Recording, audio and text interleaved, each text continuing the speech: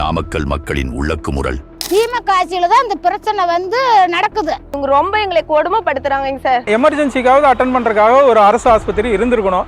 அது இல்ல. இவ்வளவு அவலத்தையும் வச்சுக்கிட்டு எப்படி பாத்தீங்கன்னா மக்கள் நலன் அக்கறை செலுத்துற மாதிரி பேசிட்டு இருக்காங்க. திமுக ஆட்சிக்காரங்க இவங்க காப்பாத்துறோம், மகளிருக்கு எல்லாம் பண்றோம் அப்படி இப்படிங்கிறாங்க. இவங்க ரொம்ப எங்களை கொடுமைப்படுத்துறாங்க சார். 30 அடி சாலை நாங்க குடியிருக்கிற வீதியில சாலை ரொம்ப தரமற்ற முறையில இருக்குதுங்க. பாதாள சாக்கடை மூடி எல்லாம் ஓப்பன்லயே இருக்கு, உடைஞ்சு போய். பெண்கள் தனியா நடக்க முடியறதில்ல, எங்கேயும் போக முடியறதில்ல தனியா. அதெல்லாம் சொல்கிறது மட்டும்தான். ஓட்டு கேட்கும்போது எல்லாமே பண்ணுறேன் அப்படிங்கிறாங்க. எந்த ஒரு இதுவுமே செய்ய மாட்டேங்கிறாங்க. வெட்டு கொலை நகத்திருட்டு இது மாதிரி நிறைய பிரச்சனைகள் அதிகமாக தான் நடக்குதோலையே கம்மியாகிறதுக்கே சான்ஸ் இல்லை. நகரத்துக்குள்ளேயே மருத்துவமனை இருக்கணும். தமிழக அரசு என்ன பண்ணுச்சுன்னா ஒரு 12 கிலோமீட்டர் தள்ளி ஒரு ஆஸ்பத்திரி அங்கே கொண்டு போச்சு. இப்போ இங்கிருந்து 12 கிலோமீட்டருக்கு அந்த பக்கம் மாத்தினால பெரும் துயரத்துக்கு மக்கள் ஆளாகிறாங்க. டவுன்ல ஒரு விபத்து நடந்தா கூட அந்த விபத்து அவசர சிகிச்சை பண்ண முடியாது.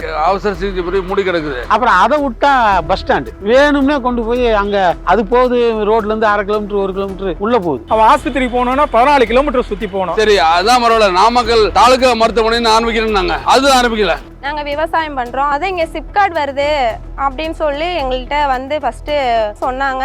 விவசாயம் செய்யற இடம் அப்படின்னாக்கா சிப்கார்டு கொண்டாட முடியாது. அதனால என்ன பண்றாங்க, விவசாய நிலத்தை எல்லாமே தரிசுன்னு எழுதுறாங்க. கவர்மெண்ட்டுக்கு எது சாதகமா இருக்குமோ அது மாதிரி பண்ணிக்கிறாங்க. இதை விட்டுட்டு திடீர்னு போங்கன்னா நாங்க நாடோடி எங்க போவோம்? இவ்வளவு ஒரு பாடுபட்டு சாப்பிடுற நிலத்தை எடுக்கிறேன்னா எங்க மனசுல எவ்வளவு அழுத்தமா இருக்குது. தொடர்ந்து ஒரு 15,000க்கு மேற்பட்ட கடிதங்களை மனுக்களை அனுப்பியும் திட்டத்தை ரத்து செய்யறத பத்தி ஒரு சதவீதம் கூட பரிசீலனை செய்யலைங்கிறது எங்களுக்கு ஒரு வேதனை அளிக்கிற விஷயமா இருக்கு. நாங்க தன்னை ஜீவனத்தையே விட்டுட்டு நாங்க என்ன தூக்குப்படுக்கிட்டு சாவறதா? எத்தனை முறை சொன்னாலும் எதை பத்தியும் கருத்திலே கொள்ளாம தான் எடுத்துதாங்கிற மாதிரி சர்வாதிகாரமா நடந்துக்கிறாங்க. இந்த தடவை ஆட்சி மாற்றத்துக்கு ஓட்டு போடுவோம். இந்த தடவை ஆட்சி மாற்றம் கண்டிப்பா வரும். திமுக ஆட்சி அடுத்த தர வேண்டாம். ஆட்சி மாட்டம் வரும்னு நம்பிக்கையோட நாங்களா இருக்கோம்.